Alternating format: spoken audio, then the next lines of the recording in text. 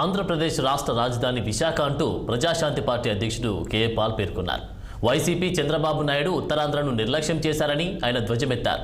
తాను విశాఖ ఎంపీగా గెలిస్తే విశాఖను అభివృద్ధి చేసి చూపిస్తా, ఉత్తమ పర్యాటక నగరంగా అభివృద్ధి చేస్తానంటూ కె పాల్ స్పష్టం చేశారు. విశాఖపట్నాన్ని ఆంధ్రప్రదేశ్ రాజధానిగా ఈరోజు మేము ప్రకటిస్తున్నాం. ఎందుకంటే గెలుపు మనదే కనుక. దానికి ప్రధాన కారణాలు 7.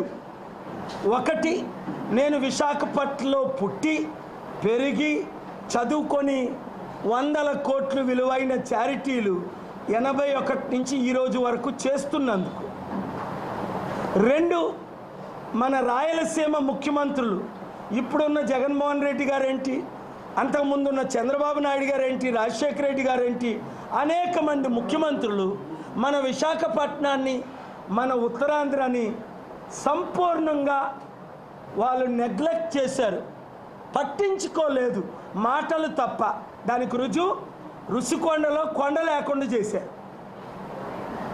స్టీల్ ప్లాంట్ని కాంగ్రెస్ పార్టీ అమ్మేసింది. 33,000 ఎకరాలు.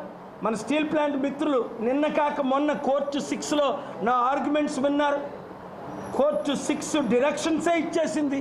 పాలుగారు ఇస్తున్న 8,000 కోట్లు ఎందుకు మీరు తీసుకోవట్లేదు? ఎందుకు స్టీల్ ప్లాంట్ని అమ్ముతున్నారు?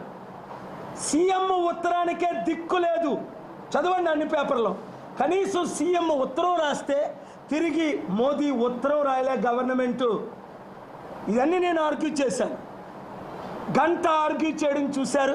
మార్చి 14ని 2 గంటలు, ఆర్డర్కి 2 గంటలు పట్టింది. కోర్టు 17లో జస్టిస్ నరేంద్ర గారు, విజయ్ గారు మళ్ళీ జడ్జిలు మార్చుతున్నారు. ఎందుకంటే 4 కేసులు వేసినప్పటికీ 3 సంవత్సరాల నుంచి ఒక్కరి కేసు మీద కనీసం ఈరోజుకి రిప్లై కూడా లేదు, స్టే కూడా లేదు, రెస్పాన్స్ లేదు.